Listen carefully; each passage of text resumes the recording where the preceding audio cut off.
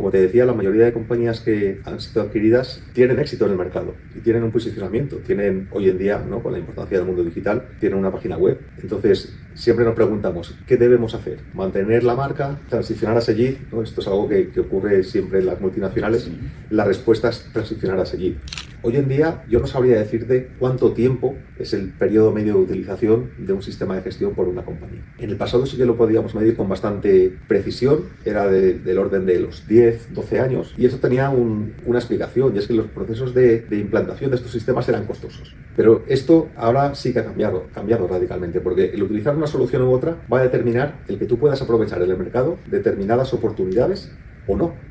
A ver, Verifactus son uno de esos cambios que tienen un impacto en todo el tejido empresarial, pero principalmente en colectivos que no están del todo acostumbrados a utilizar soluciones tecnológicas de gestión. Hola, muy buenas. Bienvenidos a un nuevo capítulo de nuestro podcast favorito de Puro Software. Y hoy estamos en las oficinas una de las oficinas de Cegid. Estamos en Sant Cugat, a un cuarto de hora de Barcelona. Y tenemos con nosotros a Isidro Bellis. ¿Qué tal, Isidro? ¿Cómo estás? Muy bien, Luis. Muchas gracias por invitarnos a vuestra casa. La verdad es que me hace mucha ilusión. He tenido la suerte de estar en varias oficinas vuestras de Cegid, sobre todo por Barcelona, que antes estabais en Sabadell, en Barberà del Vallès, luego en Barcelona, y ahora estamos aquí en vuestras nuevas oficinas. Para los que no te conozcan, Isidro Bellis, explícanos quién es Isidro. Además llevas una trayectoria muy larga dentro de la casa. Sí, bueno, yo en Cegid me incorporé allá por 2001, en mayo, lo recuerdo bien. Era la época de cuando el modelo de negocio se basaba en las instalaciones, digamos, en casa de los clientes, la arquitectura cliente-servidor. Y bueno, pues desde entonces hasta ahora ha habido muchísimos cambios, tanto tecnológicos como en la composición de nuestra oferta y los clientes a los que nos dirigimos. Y bueno, pues he tenido la oportunidad también de hacer distintas cosas y vivirlos, pues todos ellos en primera persona. Exacto. Para aquellos que no conozcan Cegid, porque es una marca relativamente nueva dentro del mercado, ¿no? Eso sí. Lo habéis notado un poco. Explícanos qué es y quién es Cegid. Cegid, como bien dices, es una marca bastante nueva en el mercado, digamos, español o nacional, pero es una compañía que se fundó en 1983 en Lyon, en Francia, y digamos que sus siglas atienden a Compañía Europea de Gestión Informática Descentralizada. Son unos términos que ahora pues tendrían menos sentido, porque ahora precisamente con el cloud y todo esto lo que se busca quizás es esa centralización, ¿no? Consumimos servicios y soluciones informáticas que se centralizan en la nube, ¿no? Y nosotros desde cualquier dispositivo ya estamos habituados a trabajar con ellas, pero en aquella época, en los 80, pues era cuando llegaron los ordenadores personales, ¿no? Tanto a las empresas como algunas de nuestras casas y bueno, esta compañía empezó a informatizar y automatizar procesos en pymes y en despachos profesionales. ¿Cuándo entra Cegid en España? Pues entran en 2019 con la adquisición de Meta 4. Meta 4 es una compañía de referencia en nuestro país, conocida por ser el fabricante principal de soluciones de nómina dirigidas a grandes empresas, nómina y recursos humanos. Y a raíz de ahí pues adquiere cerca de 20 compañías más, tanto en España como en Portugal. 20, se dice rápido, pero 20, hay un buen trabajo detrás. En 6 años, sí. La realidad es que es un ritmo de crecimiento elevado, porque estas adquisiciones, Cegid no es una compañía tipo grupo conglomerado, ¿no? Que digamos que bajo una misma marca pues agrupa compañías que trabajan de forma independiente o aislada. Es más bien todo lo contrario. Es una compañía en la que una vez una empresa se integra con nosotros, lo que buscamos es que entre dentro de un modelo organizativo, unos procedimientos, un portfolio único, porque es la forma en la que pensamos que elevamos el valor de esa compañía, ¿no? Normalmente las empresas, cuando las adquirimos, ya son empresas que de por sí tienen éxito en el mercado, funcionan bien y consiguen ese éxito debido a cómo hacen las cosas, y normalmente de una manera particular, y que han sabido buscar su espacio en el mercado y sus ventajas competitivas frente a otros.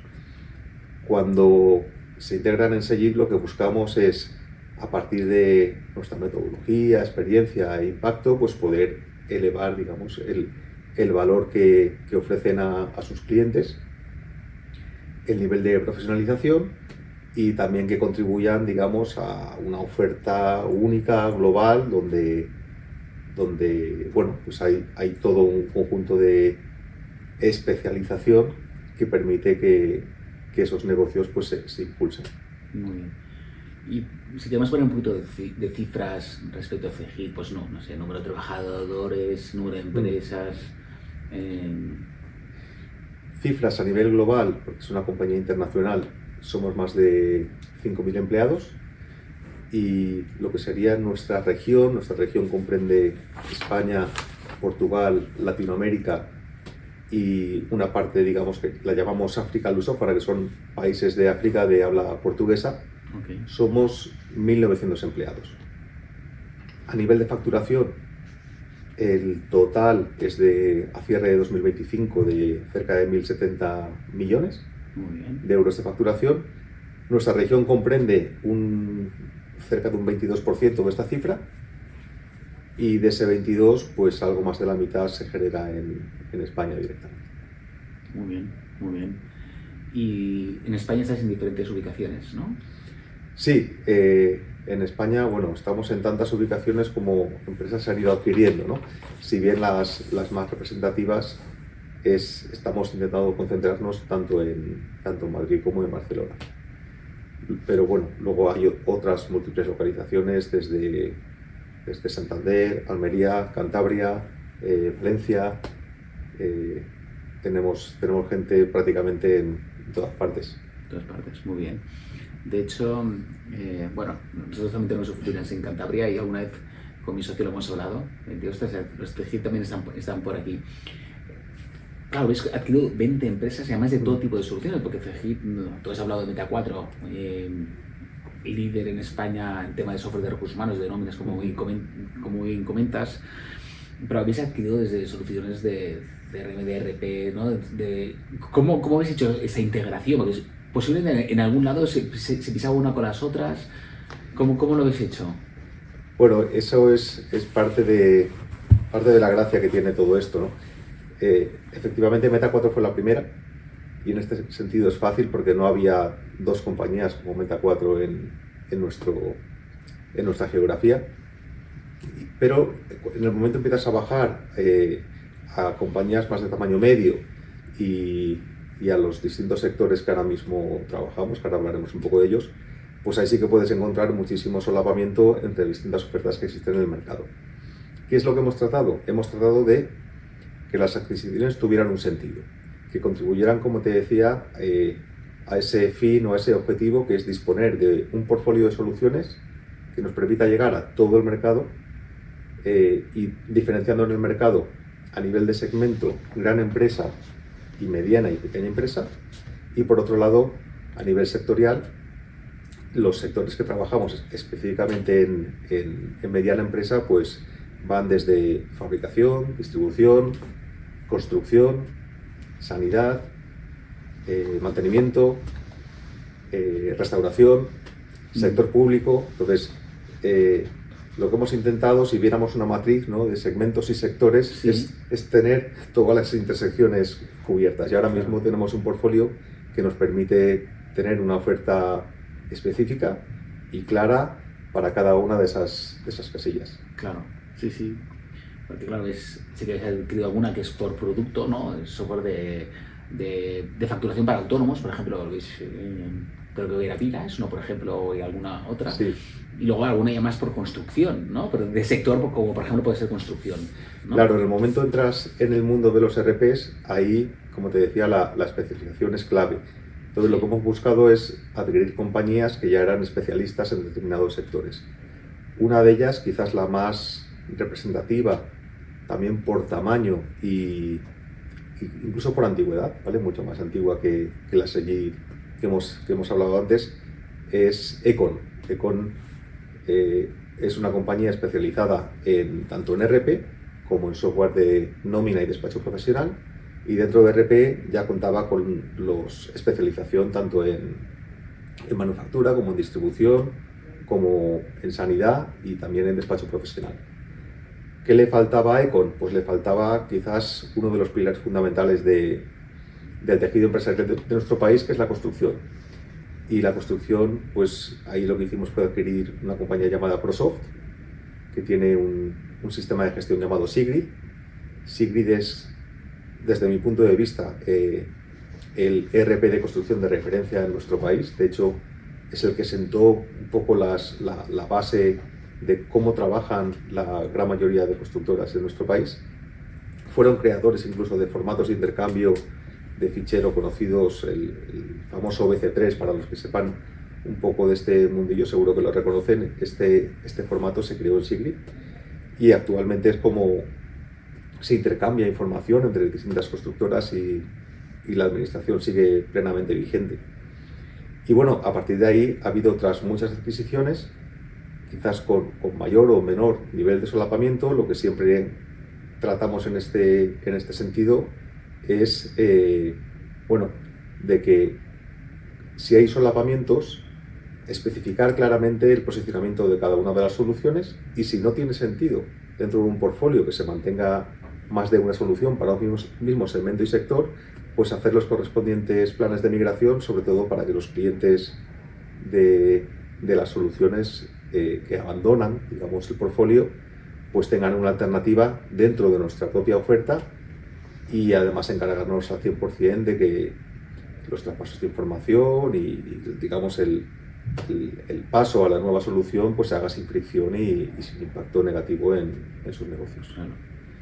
Y de hecho, a nivel de empresa de marcas, claro, al adquirir empresas, habéis adquirido también las marcas, ¿no? ¿Cómo las estáis gestionando? ¿Cómo lo gestionáis con las diferentes marcas? Claro, esto es una pregunta relevante, ¿no? Porque, como te decía, la mayoría de compañías que han sido adquiridas tienen éxito en el mercado y tienen un posicionamiento. Tienen hoy en día, ¿no?, con la importancia del mundo digital, tienen una página web. Entonces, siempre nos preguntamos, ¿qué debemos hacer? ¿Mantener la marca? ¿Transicionar a Segid? ¿No? Esto es algo que ocurre siempre en las multinacionales. Sí. La respuesta es transicionar a Segid. ¿Qué pasa? Que durante un tiempo siempre se genera cierto desconocimiento en el mercado, ¿no? Porque este tipo de adquisiciones, pues estamos hablando de software de gestión, ¿no? A nivel mediático tenemos la repercusión que tenemos, ¿no? Salimos en medios como la televisión, no sé, somos más conocidos en el ámbito, digamos, del B2B. Entonces, durante algún tiempo, pues hay gente que te pregunta, oye, ¿qué ha sido de esta compañía o de esta otra? Pues esto nos sigue pasando, ¿no? Nos pasa a nosotros y le pasa, no puede ser de otra forma, a otras compañías también. Cuando van este salto, se pierde parte de la identidad, ¿no? Ahora el trabajo que tenemos por delante es hacer que esa identidad pues no solo se reconozca, sino que salga fortalecida y que esa pertenencia a un grupo mayor pues tenga, como decíamos, un mayor impacto. Totalmente. Y luego a nivel interno, a nivel de recursos humanos, también, ¿no?, integrar diferentes equipos, en algún caso incluso con duplicidades, ¿no?, de áreas. Eso también debe ser complicado, ¿no?, y sí que de gestionar. Pues esto no tanto como parece, porque las compañías que adquirimos son todas del sector tecnológico. Entonces, quieras que no, una compañía de tecnología, las funciones están bastante bien definidas. Cuanto más grande es la compañía, más fácil es la integración, porque más especialización hay en las funciones y es más fácil ubicar o asociar funciones de la empresa que adquieres con las que tenemos ya actualmente.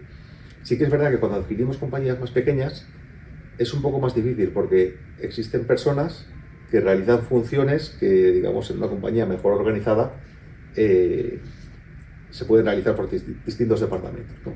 Por ejemplo, a nivel de desarrollo de software, nosotros diferenciamos entre la gestión de producto y los equipos de tecnología, los ingenieros que desarrollan los productos. Y es una diferenciación que consideramos que es necesaria y aporta un valor al mercado, aporta cercanía a los clientes. Cuando adquieres una compañía quizás de un tamaño más reducido, estas ambas funciones las puede realizar un mismo equipo de gente. Entonces, ¿dónde está la dificultad? Bueno, pues en saber qué perfiles son más adecuados o tienen mejores competencias para, siguiendo este ejemplo, pues contribuir a la mejora del desarrollo del producto desde el punto de vista más de negocio, conocimiento de mercado y demás. Y también saber diferenciar cuáles tienen un perfil pues, más próximo a la ingeniería, más técnico, que puedan contribuir también a que el desarrollo de productos pues, se haga conforme a unos estándares de calidad, etc. Entonces, ¿es difícil? Bueno, es cogerle un poco el tranquillo. Nosotros llevamos ya un efecto de repetición importante. Sí. Los que estamos al frente de equipos ya participamos desde las primeras fases en identificar ese talento que adquirimos, porque las adquisiciones para nosotros, por un lado, adquieres productos, adquieres soluciones de gestión, pero también adquieres muchísimo talento, ¿no? Claro. Y nuestra responsabilidad es que ese talento se preserve e incluso se potencie. Para la mayoría de compañías, una vez se integran en un grupo como el nuestro, lo que la gente identifica son posibilidades, ¿no? Oportunidades de crecimiento profesional, de especialización, de también hacer cosas que quizás en el ámbito en el que estaban pues tenían ciertas limitaciones, y aquí pues las posibilidades son mucho mayores. Totalmente. Y Silvio, me gustaría profundizar un poco en lo que es la parte de la tecnología. Además, tú con tantos años en el sector las has vivido de todos los colores, que en su día pasamos solo el tema del cloud, etc. Hoy en día las empresas claro, además vosotros que tenéis de todo, pero ¿qué es lo que las empresas solicitan más? Está el tema de la nube, porque vosotros tenéis en la nube y on-premise, ¿no? ¿Cómo trabajáis en ese campo? Nosotros tenemos la mayoría de nuestras soluciones ya son en la nube. Ahora lo que se lleva son aplicaciones nativas en el cloud. Hablamos del concepto de XRP frente al ERP tradicional, en el sentido de que se buscan soluciones cloud que a la vez sean adaptables, que sean flexibles, que permitan que las empresas crezcan. Las primeras soluciones que salieron al mercado en el mundo cloud eran como demasiado rígidas, ¿no? Tenías una única versión de la aplicación y tenías que utilizarla tal y como era. Por eso la entrada del cloud en el sector empresarial se produjo principalmente en soluciones de tipo con mucha regulación normativa, ¿no? Como pueden ser las nóminas o la contabilidad, que a su vez son áreas bastante estandarizadas y con un patrón bastante similar. No hay gran diferenciación entre las prácticas contables o de cálculos de nómina sobre todo en la mediana empresa, no hay una gran diferenciación. Sin embargo, en el ámbito de gestión, todo lo que tiene que ver con la relación con el cliente, con la gestión de los procedimientos desde venta, compra, almacén, manufactura y demás, ahí sí que hay gran diferenciación y es importante preservarla, porque es lo que hace que los negocios tengan pues, sus ventajas competitivas. Y en ese sentido ya se buscan las soluciones cloud que tengan ese nivel de adaptabilidad, flexibilidad, para que las compañías no pierdan sus señas de identidad una vez utilizan un sistema de gestión que les puede encorsetar, ¿no? Y bueno, eso es la tendencia yo te diría, desde principios de esta década, y ahora desde hace 2 años estamos en el mundo y además con la presión continua, ¿no? que ejercen los medios, ¿no? Con la inteligencia artificial. Exacto, ya te quería preguntar sobre eso, a ver cómo lo veíais desde CEGIT. Sí. Y bueno, a ver, es una tendencia a la que no se le puede dar la espalda. Yo creo que todos en nuestro día a día hemos podido ya experimentar el aumento de productividad que suponen estas innovaciones, y no llevarlo al mundo de la empresa sería, desde nuestro punto de vista, un grave error, ¿no? Porque al final estamos en un mercado competitivo, quizás ahora más que nunca, además de global, es competitivo, y aquellas empresas que sean más capaces de obtener beneficios de la innovación son sin duda las que van a tener mayores posibilidades de sobrevivir, ¿no?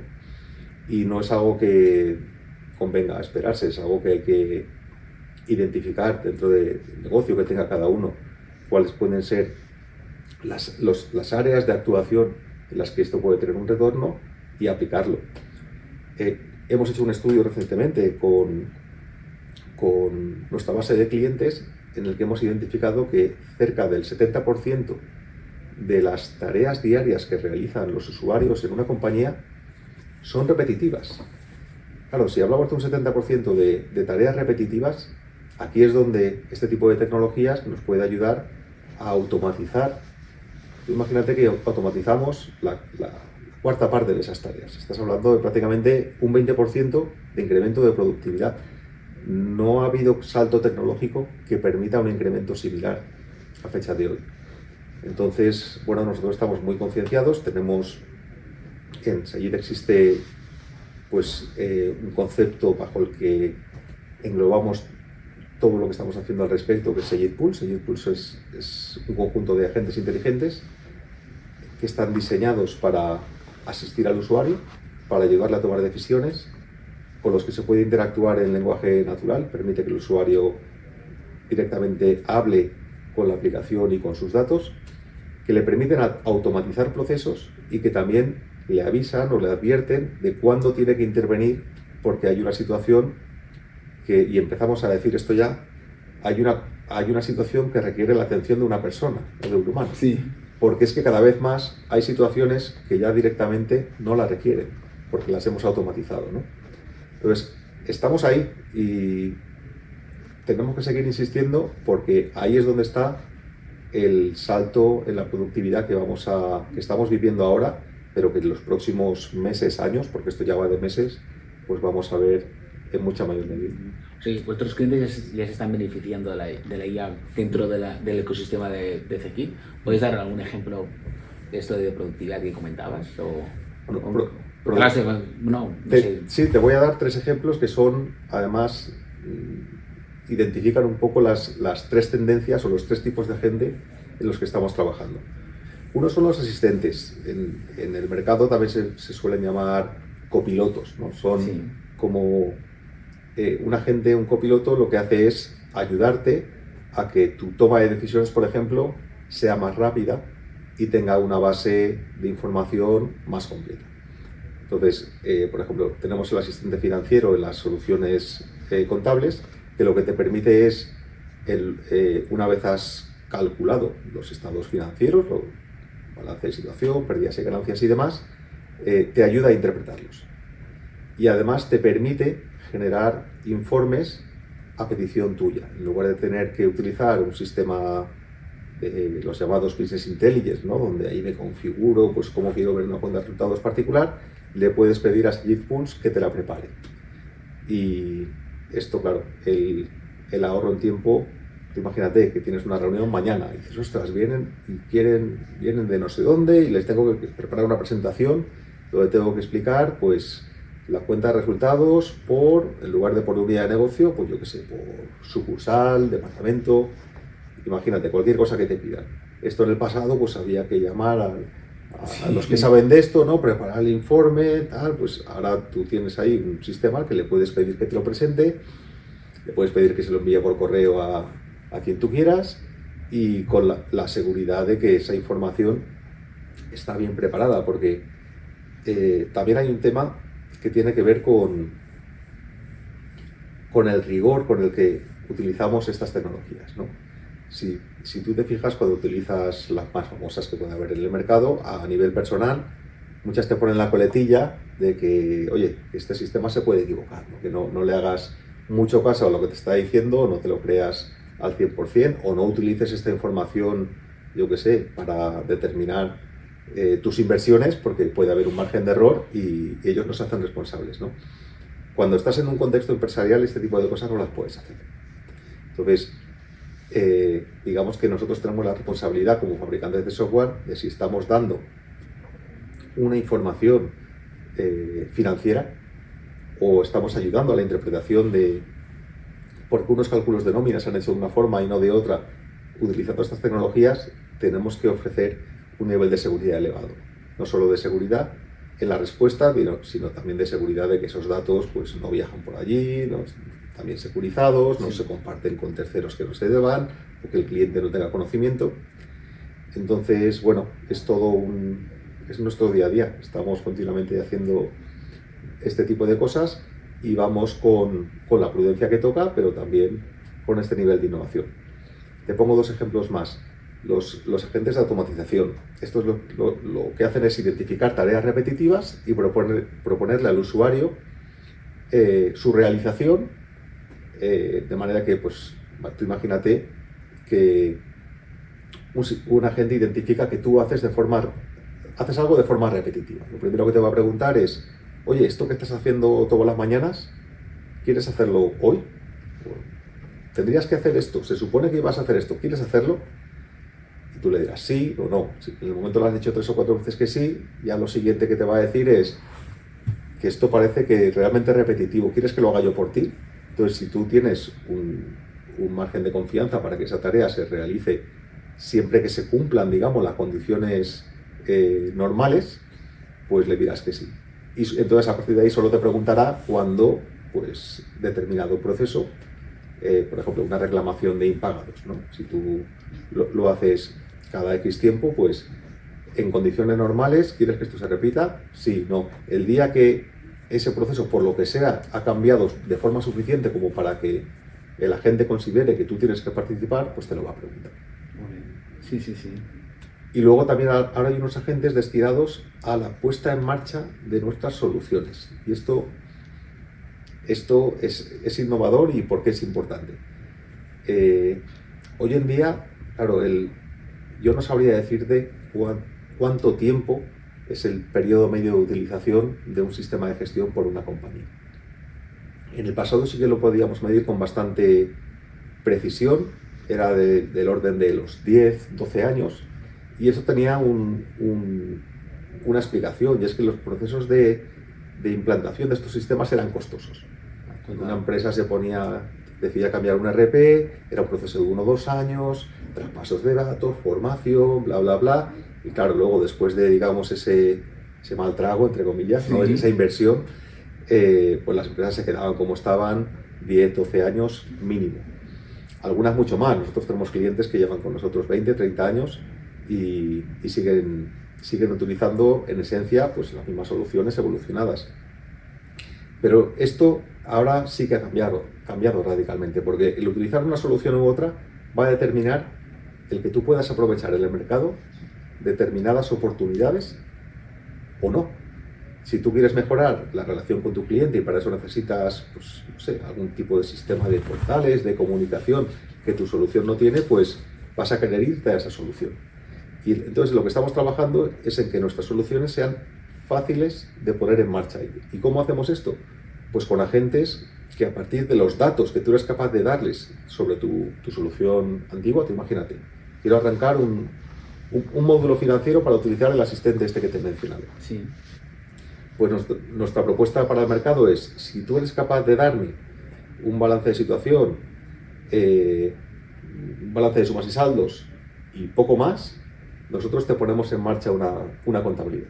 Porque a partir de esa información, con inteligencia artificial, extraemos el plan de cuentas, extraemos los saldos de cuentas, las carteras, lo creamos todo y al cabo de 2 horas estás trabajando con nuestras finanzas.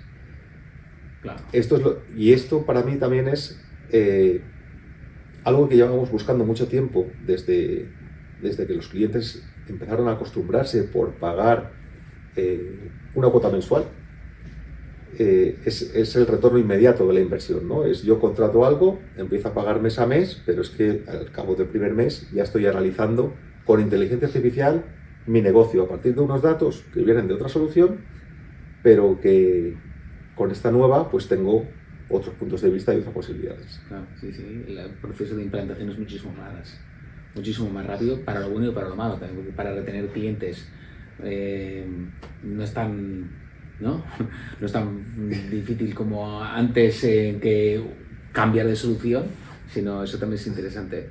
Bueno, para retener clientes, que esto también es un concepto muy importante, lo que tienes que hacer es poner foco en tus clientes. Claro. O sea, mejorar la experiencia del cliente, porque efectivamente cambiar de solución cada vez va a ser más sencillo, ¿no? Entonces, la barrera de salida que un cliente tenía hace 10 años, ahora mismo no existe. Entonces, eso, bueno, no nos tiene que llevar a que nos esforcemos en nuestro día a día por dar mejor servicio, por seguir fabricando soluciones de un nivel muy alto de calidad que justifiquen también la cuota que los clientes pagan por la misma. Es el churn famoso, no hay que estar más encima. Antes has hablado del tema de las cuotas de software, el SaaS, ¿no? Uh-huh. Esto también ha ido como evolucionando, ¿no? Un poco, bueno, antes era una cuota en los propios servidores, etcétera, pero el tema del SaaS, el concepto de pagar mensualmente, esto también ha ido evolucionando un poco, ¿no, Isidro? Bueno, es el famoso pago por uso que salió hace ya algunas décadas, que la idea es, en lugar de hacer una gran inversión en servidores y en licencias de utilización, pues el periodificar esa inversión y transformarla en un gasto. Entonces, esto ahora pues está muy a la orden del día, ¿no? Yo creo que desde el punto de vista financiero es siempre preferible tener un gasto que ya de por sí está periodificado, que puedes empezar con un nivel de inversión mínimo y puedes ir acompañando, digamos, los beneficios que te produce la utilización de un software con lo que te cuesta. Antes, ¿qué pasaba? Que si, imagínate una gráfica, pues tu nivel de inversión era alto y hasta que empezabas a cosechar beneficios pasaba tiempo, ¿no? Entonces, si vieras una gráfica del beneficio, había una caída y luego se hablaba llegaba un punto de inflexión, ¿no? Que era donde se decía, aquí es cuando hay retorno de inversión, y antes hablábamos de 2 años, 3 años. Eso ahora es inimaginable, ahora el retorno se quiere en semanas o meses. Sí. Correcto, pero bueno, el tema del SaaS, que lo querían como cambiar un poco, no tanto por número de usuarios, sino quizás por número de transacciones, o número de empleados, o número de tal, eso también... Claro, bueno, esto empieza también a ser conversación del día a día, más que nada por lo que hablábamos antes, ¿no? Que los sistemas son inteligentes. O sea, ahora, tú imagínate que sacamos una solución que incrementa la productividad de un equipo, el financiero que hablábamos antes. Y decimos, el incremento de productividad es del 20%. Quiere decir que en un modelo tradicional, imaginamos una empresa que necesitaría 10 usuarios. ¿Vale? Pero es que con esta solución solo va a necesitar 8. Y si el año que viene mejoramos otro 20%, de esos 8 se cae 1,5, ya estamos con 6. Entonces, exacto. Claro, al final, estas mejoras en productividad, ¿dónde se sustentan? Se sustentan o provienen de inversiones que realizamos los fabricantes, pero también de infraestructura, porque todas las tecnologías de inteligencia artificial consumen recursos y cuestan dinero. Entonces, claro, empieza a ser ya normal, y creo que es de sentido común entenderlo, que si tú estás pagando algo que por una contrapartida, ¿no? Que es el beneficio en tu gestión, en este caso, pues que ese algo también tenga cierta correlación con el incremento de productividad o con el ahorro que te está produciendo, ¿no? Y creo que es un debate muy sencillo de explicar a un director financiero. O sea, es decir, mira, yo tengo una oferta que consiste en esto, de vas a ahorrarte o vas a liberar de tu gente tanto tiempo. Y esa liberación de tiempo, que te va a permitir dedicarte a otras cosas, a dar un mejor servicio al cliente, etcétera, pues tiene un precio que va con arreglo a ese beneficio. O sea, totalmente. Pero sí, que nadie se negaría, fácil, ¿no? Es muy fácil. Nadie se negaría. Totalmente. Y ya no te digo de eliminar puestos de trabajo. Las nóminas, que es una empresa que utilice bien la IA dentro de Fejit, puede ser realmente un impacto en la cuenta de resultados muy importante. Entonces eso tiene sentido común y dice, oye, puedes ahorrar, no sé, 20.000 euros en nóminas, en una única nómina, pero la cuota la vas a tener que incrementar, sobre todo, pero el uso, ¿no? Y claro, no se hace solo el software que se emplea toda la IA. Hay detrás de Fejit hay muchísimos empleados que me has comentado, ¿no? Y eso se tiene que repercutir de alguna... Al final es un win-win, ¿no? Sí, porque lo que estás haciendo, o sea, literalmente lo que se hace es cambiar un poco el concepto tradicional de trabajo realizado por una persona por trabajo realizado por una máquina. Entonces, bueno, lo que se trata es de que esa inversión en trabajo realizado por una máquina sea menor al coste de la persona. Si no, pues no reemplazaríamos personas por trabajo de máquina. Y ese reemplazo, lo que es interesante es que más que nada libera tiempo. Tú piensas en un profesional de nómina, como el que decías. Si el cálculo de nómina es la última de sus preocupaciones, ¿a qué puede dedicar su tiempo? Pues a gestionar mejor sus recursos humanos, a retener el talento, a buscar a los mejores profesionales en el mercado, a definir buenos planes de carrera para sus empleados, a mantener su nivel de motivación.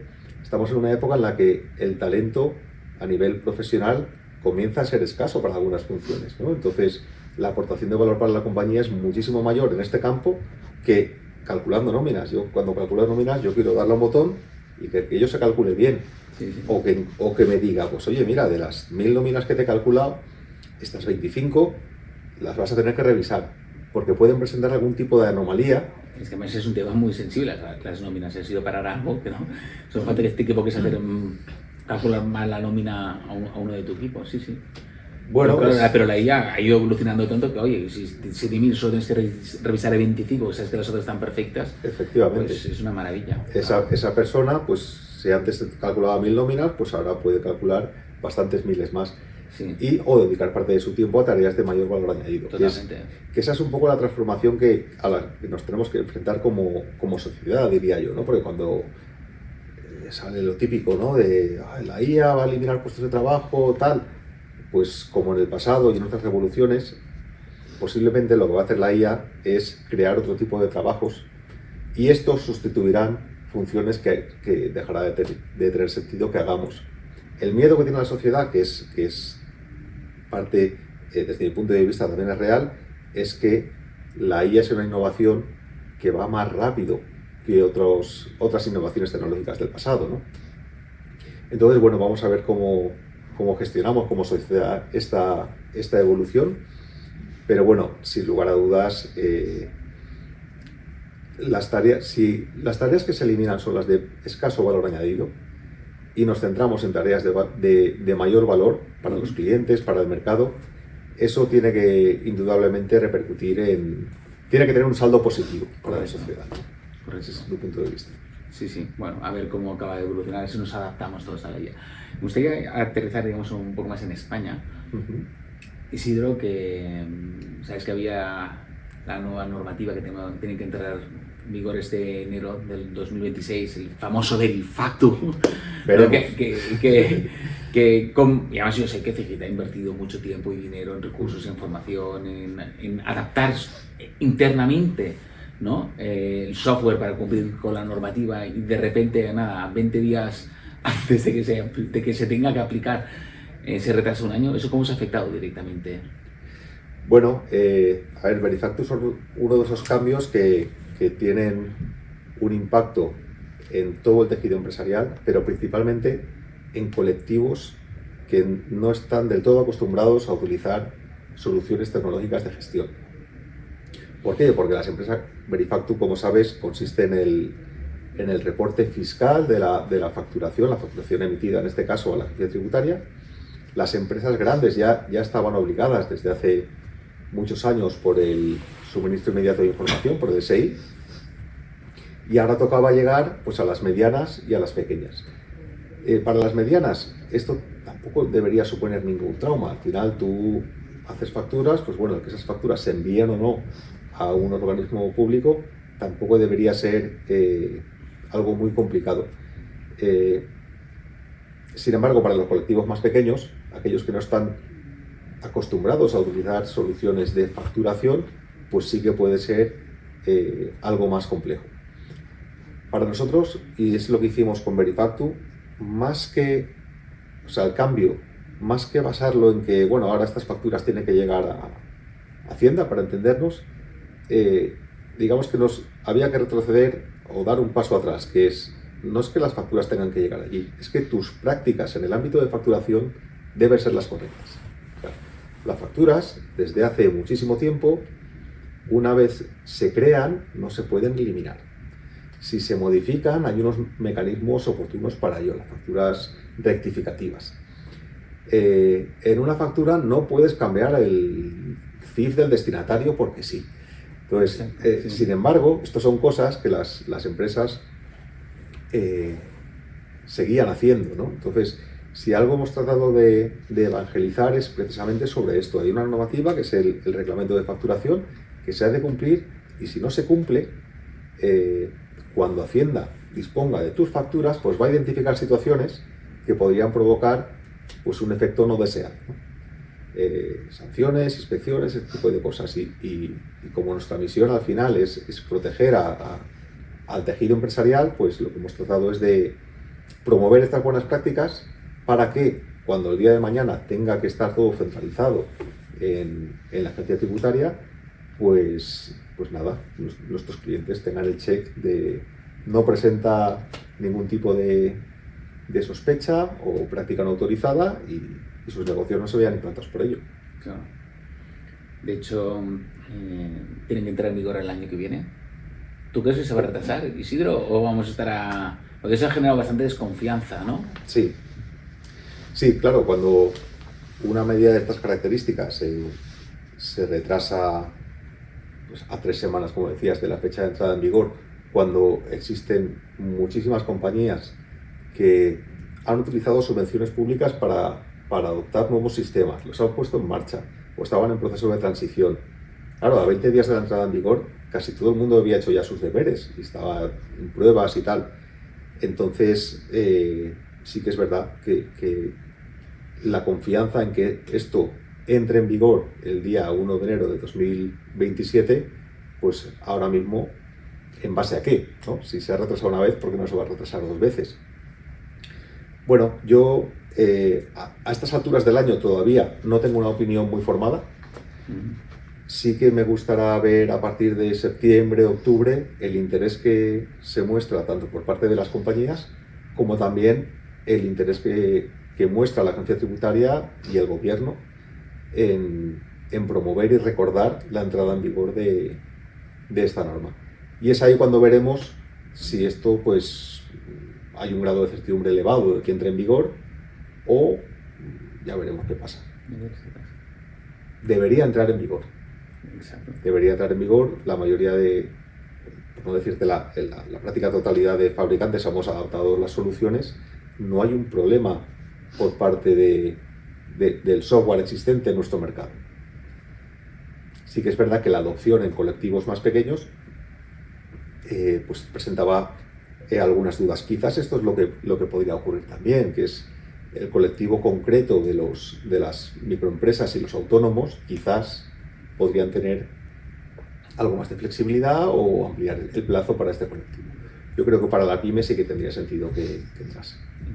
Bueno, de hecho, parece que los autónomos ya entran incluso 6 meses más tarde, no en enero, ¿no? Sino en junio, julio y tal.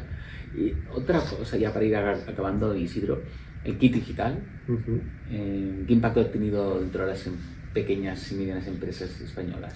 Bueno, muchas en parte lo han destinado a cumplir con Verifactu, a dotarse de soluciones de facturación electrónica. Eso es desde mi área de influencia, porque tampoco trabajo directamente con colectivos como autónomos y demás. Desde mi conocimiento ese es el impacto principal que ha tenido. Ha habido también quien se ha actualizado la página web, quien ha utilizado las subvenciones para hacer una mejora de procesos cambiando de RP. Pues bueno, todas estas ayudas son, yo creo que más que bienvenidas por el tejido empresarial. Aquellos que ya disponían de un software de gestión, digamos, actualizado, moderno y tal, pues han podido adquirir soluciones periféricas conectables a estos sistemas, pues temas que pueden tener que ver con reconocimiento de caracteres, con OCR, con tecnologías que permiten aumentar esa productividad de la que estábamos hablando antes, que mejora su competitividad. O sea que para mí el efecto de estas ayudas es siempre positivo y también dinamiza el mercado y nos obliga también a todos los fabricantes a estar ahí en primera línea para proporcionar soluciones que permitan el aprovechamiento de estos fondos. Muy bien.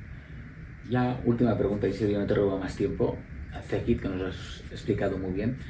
Dinos, ¿cómo lo ves CEGIT aquí a 3 años? ¿Vais a seguir adquiriendo empresas? Obviamente el crecimiento ya sé que es anual, pero ¿hacia dónde va CEGIT? Ahí no sabría decirte, ¿vale? Tampoco estoy yo en la cabeza de nuestros inversores. Yo te puedo decir cómo me gustaría a mí ver Segid. Como te comentaba, es una marca que en nuestro país es relativamente nueva, pero el portfolio de soluciones que tenemos es espectacular. O sea, el tener un portfolio como el de Segid a fecha de hoy, yo creo que ningún fabricante de nuestra geografía lo puede decir. Estamos trabajando muchísimo en que nuestras soluciones ahora cuenten con un diseño único. Tenemos lo que se llama el Segid Design System, es un poco el marco en el que se engloba todo el diseño de nuestras soluciones a nivel visual. También hay todo un componente que tiene que ver con la usabilidad de las soluciones y la experiencia del cliente, que estamos tratando de unificarlo, todo con el fin de que nuestros productos sean reconocibles en el mercado. O sea, si tú me dices, ¿qué te gustaría que ocurriera en Segid aquí 3 años? Pues te diría claramente que tú, cuando veas una solución nuestra, digas, esta solución es de Segid. ¿Por qué? Por el aspecto, por la usabilidad, por la experiencia que proporciona, por la puesta en marcha. O sea, tener un conjunto de valores que hagan identificables no solo a la marca, que siendo relativamente nueva, esto es algo que tiene que llevar cierto tiempo, pero también a los productos en sí. Totalmente. Bueno, de hecho, es una de las ventajas de contratar una solución como Segid, que si tu empresa va creciendo, tú puedes ir creciendo, ¿no? Y añadiendo pues diferentes módulos que puedas necesitar. Y nada, muchísimas gracias, Isidro, por tu tiempo. Ha sido realmente súper enriquecedor y nada, felicidades por la trayectoria dentro de la empresa y por el productazo que tenéis, que realmente es un gustazo verlo y seguimos adelante. Pues muchísimas gracias, Luis. Gracias. Pues nada, nos vemos en el siguiente capítulo de Puro Software. Hasta luego.